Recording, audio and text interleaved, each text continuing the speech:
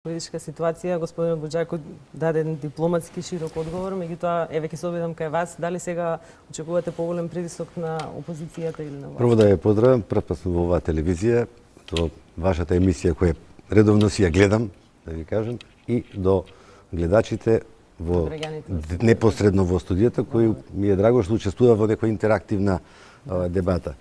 За мене се поставуваат неколку прашања, каде што секогаш е меѓународната заедница основна, бидејќи и така и го поставите прашањето. Што очекуваме од меѓународната заедница? И едните, и другите, и едната страна и другата страна.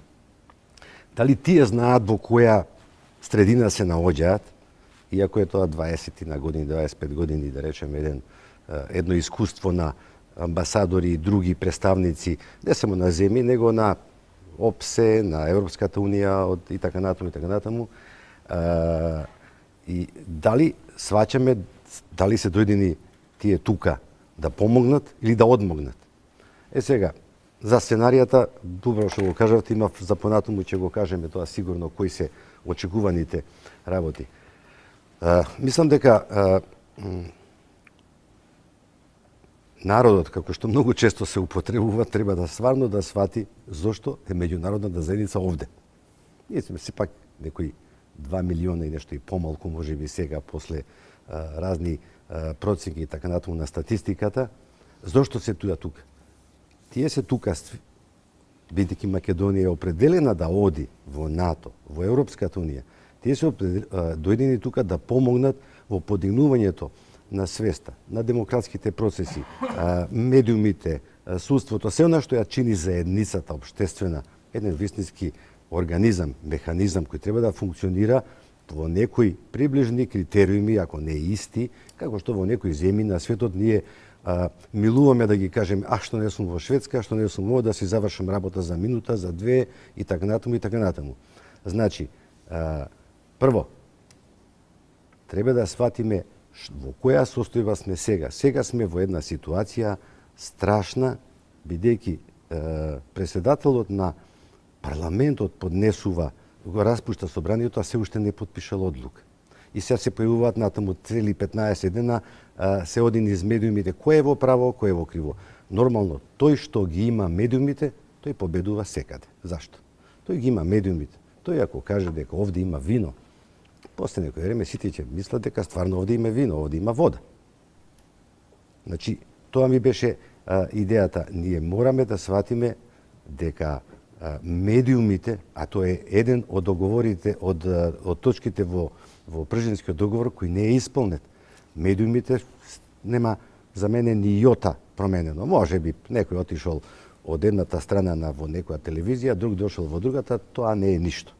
Добро, ако добро ве разбирам, вие велите дека меѓународната заедница е тука да помогне, меѓутоа главната работа треба да ја завршат домашните фактори. Тоа што го кажува и меѓународната заедница. Така, меѓутоа проблемот е во тоа што доколку меѓународната заедница не направеше обид да ги собере на иста маса, тие никогаш немаше да седнат заедно и многу малку може да се очекува дека самите ќе направат нешто, а последните чекори направија малку недоверба меѓу граѓаните дали ќе се инсистира на решавање на сите реформи кои што беа наведени. Кога станува збор за палома хартија, така?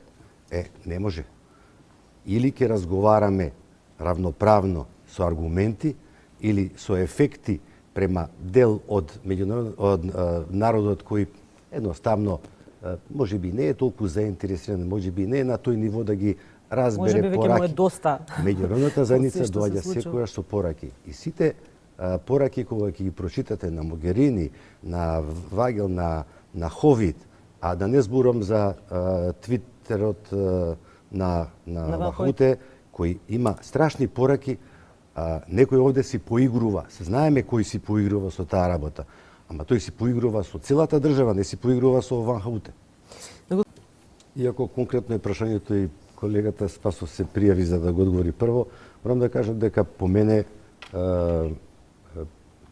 и прерано се даде одговор на условно кажано најголемата опозициона партија, исто како што мислам вечерта кога на 5 минути пред да заврши се кажа дека нема да се оди на избори, тоа е број 1. Број 2 е да се вратиме една година поназад, кога земјата се наоѓа во една таква ситуација, со мирна совест 4 партии си седнаа во една куќа на пржина да си решаваат што сакаат за државата. А каде е народот на кој се повикуваат, каде се невладините организации, каде се другите асоциации и така натаму, на кои сите се повикуваат подоцна кога ќе им затребаат.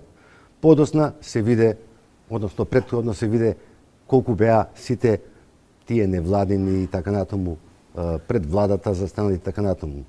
После добија, условно кажано, војно, слободни сте, понатаму идеме ние во собрание. Го напуштиме собранието, сега се бараат повторно тие. Ама тие први се јавија, уште пред 15 дена, можеби и месец дена, дека кажаа дека она што е договорено во Пржино не е исполнето и дека нема услови. Први се јавија тие, невладините организации, и се јави Либералната партија со став дека нема услови за во ваква ситуација. Зашто? Го спомнавме. Значи, медиумите, судството и ДИК. Со ДИК, ве молам, од толку илјади на толку илјади да ќе се сведе на еден човек. Мислам дека е тоа едноставно несериозно веќе. Несериозно веќе. Никој нас од надвор, се зборувам како дипломати, верувам ќе го подела тоа, кога гледаме во некоја земја внатре, ние гледаме со други очи и гледаме пореално дека тоа нас не боли, ама ја гледаме ситуацијата каква е. Сепак дека избрзале со ДСМ, сметате дека треба да излезат на избори на 15? Не, јас тоа веќе го кажа нивниот лидер. Дали се консултирал со некого или не знам, меѓутоа на 5 минути пред да заврши да кажете сепак прашано ли е членството, прашано ли е Централниот комитет, ја тоа не знам. И ова ако може прокоментирате го околу право на одговор добива господин Љупчо Арсовски, тој доста време беше во Атина, мислам се разбира и сите овде присутни амбасадори. Предпоставувам дека прашањето произлегува од тоа што го изјави Бејли само на 2 дена пред распуштање на парламент. Тој вели мигрантската криза ја покажа стратешката потреба од заработка меѓу земјите, не постои подобро време од сега да се одврзе јазовот околу спорот за името. А САД и меѓународната заедница да пружат поддршка. Сега има други толкувања дека не постои полошо време да се отвори ова прашање воопшто, но затоа сте вие тука да. Морам да кажам дека практично појавувањето на прашањето за на Тамоше Чекор во разговори меѓу Македонија и Грција секогаш доаѓале баш во такви моменти. Или имало избори во Грција, или избори во Македонија, или имало проблеми на едната страна, или сме имале ние некакви тогаш 2001 година, 99 година бомбардирањето на НАТО и така натаму. Секогаш се појавуваат тие прашања, зашто секој од својата страна на свој простор си правел одредена фина трговија и политика со тоа прашање. Секој си добивал малку назначење. За мене беше повеќе од смешно ова и го сметав како едно прашање за кое не треба нити да му посветат. Ви кажам некојаш, во земјата во која служев баш толку околу 15 години, кога има, некогаш не ги поставуваат медиумите, не знам на кој не го поставуваат како прашање. Едноставно ве игнорира. Ние требаше тоа да го игнорираме едноставно, дека тоа не го сметаме за нити нормално како прашање да се постави во овој момент. Во овој момент и двете земји си имаат своји проблеми. Ова прашање не е од вчера, ова прашање е 25 години се тркала. Имаше непристојни предлози, непристојни. Утре, чинам ли во петок, Немец треба да биде во Атина на разговори. Ве прашам, со кого ќе разговара и зашто ќе разговара и што ќе каже од тоа? Јас лично му пишав едно писмо во кое реков дека честно е сега да го известите Советот за безбедност дека по ова прашање нема напредок. Ако 25 години нема напредок, никој тоа не може да го реши. И ти референдуми... Тоа подолго време го зборувате, меѓутоа никој не признава. Така што мислам дека е во контекст на целава ситуација овде малку да се разбурка, исто како што и Хан, ако добро се сеќавам, ќе ме потсетат и колегите, и Хан ја спомна во текот на пржинските преговори дека тоа брзо треба да се разговара, дека ќе дојде мигрантската криза, за која моја маленкост во мај напишав дека доаѓа цунами. Ги известив, тоа не е важно, не по телефон, ама дека министрите за надворешни работи на Грција, Македонија, Србија и Унгарија треба да седнат веднаш да разговараат дека ни доаѓа цунами, доаѓа нешто што е, па луѓе, газеа цели семејства со возови по наш. Никој не се вознемери во државата што се случи. Еден ден згазиле тројца, згазиле семејство некое. Чекате, луѓе чекаат таа. Јас ги гледам и другите весници, ги читам и грчките весници. Секоја вечер стотици бродови заминуваа по грчките острови. Тие луѓе беа носени со возови, со автобуси на наша граница за да го продолжат патот. Значи тоа се најавуваше срамето. Значи имено Хан го најави тогаш дека ќе дојде. И дојде мигрантската криза, еве, дојде. Ова не сакам да дојде во второво, нема ни потреба да дојде сега, во овој момент. Мислам околу прашањето за името. Буџако, како ви одговорили на Арсовски, ако нешто беа јасни гарантуарите на договорот од пржинот, тоа е дека одблиску ќе го следат целиот процес предизборен и изборен, ќе оценуваат кредибилноста на изборите во услови кога опозицијата не оди на избори, доколку тие се одржат сега на 5 јуни, иако не гледам како би можеле да се одложат. Каков извештај очекувате околу почетокот на преговори на Македонија со Европската унија, односно извештајот на Европската комисија? Тоа е едно од кој зависеше од изборите. Да, тоа е едно од тие сценарија за кои преска спомнав, веројатно сме при крај некаде. Знаете што, меѓународната заедница преку емисари, преку изасланици, тие што доаѓаат тука, тие што престојат тука, нон-стоп праќаат одредени пораки. Предпоставам дека дел од тие ги читаат, дел од тие што ги читаат и ги разбираат, ама ги прават на обратен начин и ги продуцираат низ своите медиуми како што си сакаат, се подсмеваат и така натаму. Подсмевањето е многу лоша работа, дека најсладко се смее тој последниот што ќе се насмее. Мислам дека Пржинскиот договор е склучен меѓу четворица. Ако една партија од тие не оди, значи нешто е со Пржинскиот договор не е во ред, значи тој е едноставно ништовен. Не можам да видам дали негде во договорот и такво нешто спомнато. Грешката беше прва што се спомнаа датуми. Требаше прво да се спомнат сите обврски на сите страни на договорот и после се спомнуваат датуми можни и така натаму. Некако како да некому му се брзаше, дали на партијата на власт, дали на меѓународната заедница, час побргу, па 5 јуни, па 1 јуни, па овој, па сега, така натаму. Сега во исчекување сме на уште 5-6 дена каде што меѓународната заедница не кажа. Они очекуваат уште. Они не кажа ни на, ни да, ниту не. До овој момент, реков, ни Ховид, ни Бели, ни Орав, никој. Сите ги спомнуваат само исполнување. Можно ли е исполнување, да речам сега, на одредени задачи на судството? Колку денови? За колку денови што може да се реши?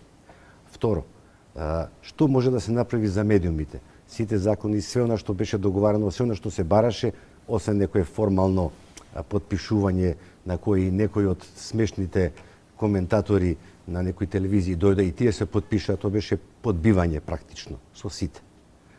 И она и основното, ДИК. Што ќе подпише сега председателот на ДИК? Дали ќе оди на подпис или ќе оди на некое внатрешно гласање, каде што знаете во гласањата сите пазари се можни и пак ќе биде 5-4 како во Уставниот суд и така натаму. Да. Што значи дека првото сценарио, за кој јас мислам дека ние многу брзо, само летото да помине, во септември може да добиеме тешка, негативна или едноставна изолација. Вие не ве разбираме како земја. Ние сме биле сите во многу земји и сме гледале на кој начин се реализира демократијата. Биле, дали била тоа на Чаушеску или била на како се вика, на времето на Пападопулос, кај што имало хунти, кај што имало сето тоа. Да видите како земјите постигнале еден демократски развој, еден навистина за зачудување, кај што не сте верувале дека во една Грција во која сме знаеле кај биле додека бевме во СФР, тие беа 30 години зад СФР. 30 години беа. Кога влегува во Европската унија, се смени целата ситуација. Видете Романија. Сме оделе во Романија, јас сум бил во 60-тите години, сум бил во 2008 за почнав од времето на самитот на НАТО во Романија. Видите каков напредок има во тој земји. Не велам дека е благодарение на НАТО, благодарение на целиот систем што сакал да научи. Вие може да пратите 10 деца во училиште, тројцата учат, 7 деца не учат. Нема успех класот. Тројца учат само. Тоа ми беше, значи, јас најмногу што се плашам, тоа е пораката на изолација на земјата. Едноставно, ќе ве стават на на стендбај на чекање, кредити нема да добиете, ќе имате ова, ќе имате тоа, ќе чекате да дојдете во Европа, ќе чекате да влезете некаде на некоја врата, а тоа роуд Добро, а има ли таки начин работи? работите да се вратат во некакви рамки од кои ќе произлезе договор? Имаме ли оптимистичко сценарио сега кога се уште пополаризирани разликите?